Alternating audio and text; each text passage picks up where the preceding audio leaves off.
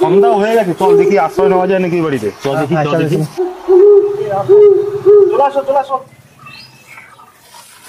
কুয়ো, সাবধান, হে সাবধান, কুয়ো আছে, অনেক পুরনো কুয়ো দেখে মনে হচ্ছে। দাদা কেউ আছেন? দাদা কেউ আছেন? দাদা কেউ আছেন নাকি? দাদা কেউ আছে? দাদা কেউ আছেন? বলছি অনেক অন্ধকার হয়ে গেছে দাদা, একটু আশ্রয় পেলে ভালো হতো, আমরা খুব নিরুপায়। এই আওয়াজ পেয়ে গেছে, আওয়াজ পেয়ে কেউ আছে, কেউ আছে, একটু বেরাবেন, খুব দরকার ছিল।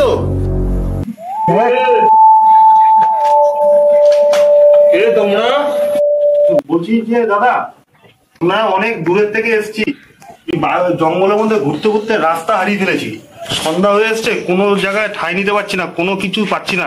আপনার বাড়িটা দেখলাম, যদি একটু দয়া করে আমাদেরকে এখানে থাকতে দেন এই আজকে রাতটুকু, তাহলে খুব উপকার হয় আমাদের।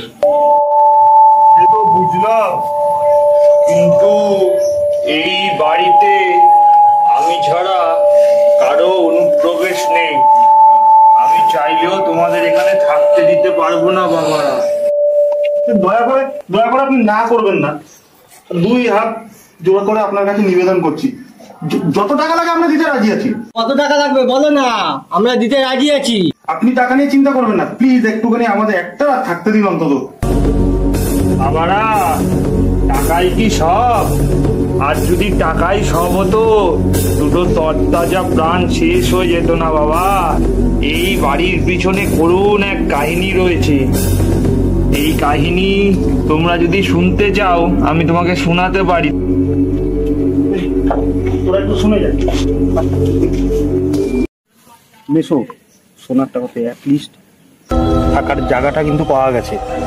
এখন উনি যাই বলুক, ওনার সঙ্গে আমরা সম্মতি দিই, তাহলে হয়তো আজকে রাতটা কোনো রকম ভাবে আমরা মাথা গুঁজে থাকতে পারবো এখানে। দাদা বলছিলাম কি, দাঁড়াও, সূর্য অস্ত যাচ্ছে, ওদের আসার সময় হয়ে গেছে, কোনো হই হট্টগোল করো না, আমার পিছনে আসো।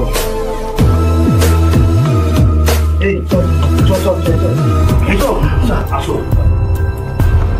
তোমরা বসো এখানে।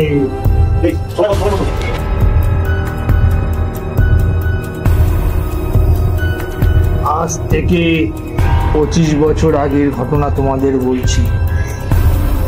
এই বাড়ি যে ছিল তার নাম ছিল বাপি মণ্ডল। পাশের এক সেলাই কারখানায় বাপি কাজ করত।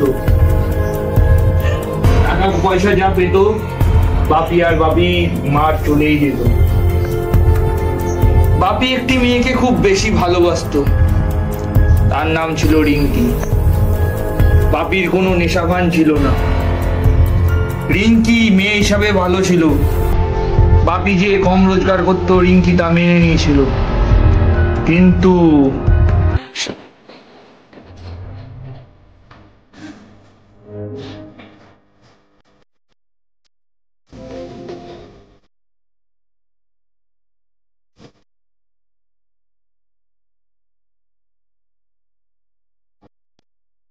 রিঙ্কির বাড়ির লোক বাপিকে মানতে পারেনি।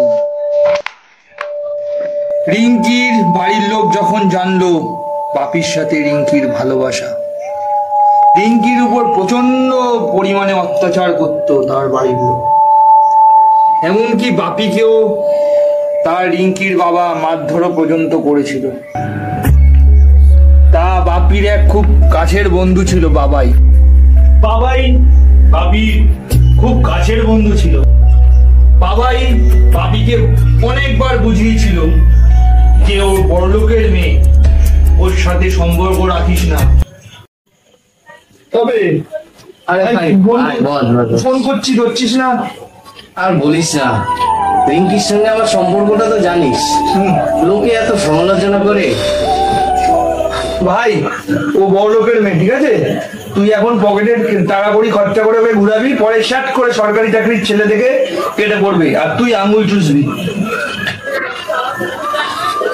তুইও ভাই, কিন্তু কি জানিস, আমি নিজে মন থেকে জানি রিঙ্কি ওরকম মেয়ে নয়, ও আমাকে সত্যিই ভালোবাসে।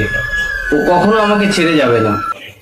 ভাই, ও ভালো মেয়ে হতে পারে, কিন্তু তুই একটা জিনিস ভাব, ওর কাছে বাড়ি আছে, গাড়ি আছে, টাকা আছে, কিন্তু তোর কাছে কি আছে?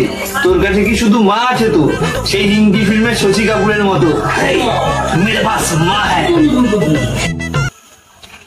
ভাই, আমি কোন সিনেমার শশী কাপুর, অমিতাভ বচ্চন নই, কিন্তু কি জানিস তো, রিঙ্কি তোদের পাড়ার মেয়ে হতে পারে, কিন্তু ওকে আমি অনেক ভালোভাবে চিনি। ও ওরম মেয়ে নয় রে, ও আমাকে ছেড়ে কখনো যাবে না। সেই বাবাই দেখলো ভালোবাসার কি জোর। রাজমহল থেকে রাজকন্যা নেমে আসলো ফুটপাতে। ঠিক হলো বাপি এবং রিঙ্কি পালাবে, আর রিঙ্কিকে সাহায্য করবে বাবাই। যথারীতি বাপি বাবাইয়ের ঠিক করা স্থানে গিয়ে দাঁড়িয়ে ছিল রিঙ্কির অপেক্ষায়। পথিকের দল যখন সেই লোকটার কাছে গল্প শুনছিল, তখন তারা বুঝতেও পারল না সন্ধে কখন মধ্যরাতে পাড়ি দিয়েছে। বাপি মণ্ডল একটার পর একটা বিড়ি শেষ করছে, রিঙ্কি এবং বাবাইয়ের অপেক্ষা করছে। অনেকটা সময় পেরিয়ে গেছে, কিন্তু সে চাইলেও রিঙ্কি এবং বাবাইকে ফোন করতে পারছে না। যদি তাদের ফোনটা বেজে ওঠে, তারা সমস্যায় পড়তে পারে। টেনশন ও অপেক্ষা করা ছাড়া বাপির কোনো কাজ নেই। এমন সময় রিঙ্কি এসে তার সামনে দাঁড়ায়। জ্যোৎস্না স্নানালয়। বাপি রিঙ্কির মুখটা কি দেখছো? আগে কখনো দেখোনি আমায়? দেখেছি, কিন্তু ঠোঁটের কোনা সাদা মতো কি লেগে আছে, মুছে নাও। আচ্ছা, বাবাই তোমায় আনতে যায়নি? চলো তাড়াতাড়ি, ওসব কথা পরে হবে। চলো চলো চলো চলো চলো চলো, তাড়াতাড়ি চলো। রিঙ্কি যেন বাপির কথাটা এড়িয়ে গেল। তারপর তারা মোটর বাইক করে অজানার উদ্দেশ্যে পাড়ি দিল।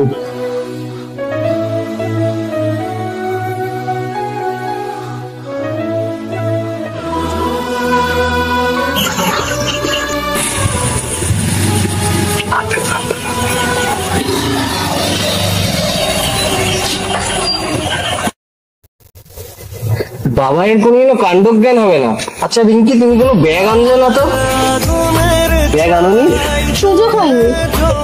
বাবাইটার না কোনো কাণ্ডজ্ঞান নেই। দাঁড়াও না, ওর সঙ্গে দেখা হোক, মেরে না ওর বাপের নাম ভুলিয়ে দেবো সামা। যাক, শেষমেশ যাওয়াটা তো হচ্ছে।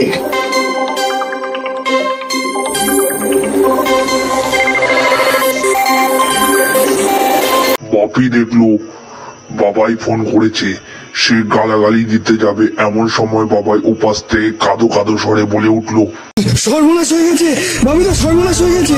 হ্যাঁ, সর্বনাশ হয়ে গেছে। ফালতু অজুহাত দিস না তো, নিজে দেরি করে আসবি আর এখানে অজুহাত দেখাবি। আগে আমার কথাটা তো শোনো। রিঙ্কি বাড়িতে সব বুঝতে পেরে গেছে। ও ওকে ঘরে বন্ধ করে রেখেছিল। আজ দুপুর থেকে ও বিষ খেয়েছে। বাবিদা বলছিস? হ্যাঁ, ছ্যাবলা মারার জায়গা পাস না? রিঙ্কি বিষ খেয়েছে? রিঙ্কি তো আমার সাথে। বাকি কথা আর বাপির মুখ থেকে বেরোলো না। বাপি পিছনের দিকে তাকালো, রিঙ্কি তাকিয়ে আছে ওর দিকে। রিঙ্কির মুখের সাদা দাগটা আর কিছুই না, ওটা গেজলা। অন্ধকার নেমে এসছে রিঙ্কির মুখে। বাপির মাথা যেন তাল খেয়ে গেল, হৃৎপিণ্ড আরো জোরে চলছে। গোটা দুনিয়ায় যেন কোনো শব্দ নেই। বাপি বুঝতে পারছে সে ক্রমশ বেসামাল হয়ে পড়ছে। প্রচন্ড ভয়ে বাপির যেন কান্না পাচ্ছে। এখনই হয়তো দু চোখের বাঁধ ভেঙে জল নেমে আসবে। আমার সঙ্গে নেবে না? বাপি জ্ঞান হারালো, সে আর উঠলো না। কিসের একটা আওয়াজ আছে, শুনতে পাচ্ছিস? ঘুমুরের আওয়াজ শুনতে পাচ্ছি। শুনতে পাচ্ছিস তুই? শুনতে পাচ্ছিস? ওরা এসেছে, মৃত্যু ওদেরকে মিলিয়ে দিয়েছে। দেখো তোমরা, ওই যে দেখা যাচ্ছে ওদের, ওরা মিলিয়ে যাচ্ছে। नाम है कोई, बदनाम है कोई, किसी को खबर कौन है वो।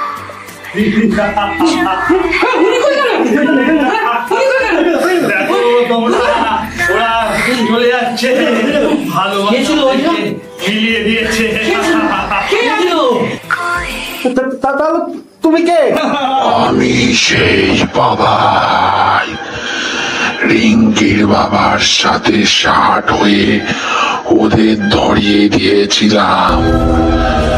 ওরা মৃত্যুর পর আমাকে এই বাড়ির মেঝেতে ঘাড় মটকে ফেলে দিয়েছিল।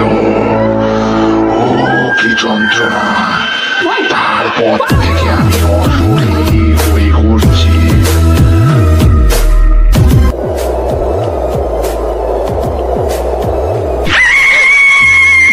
তুমি সুখ যদি নাহি পাও, যাও সুখের সন্ধানে যাও।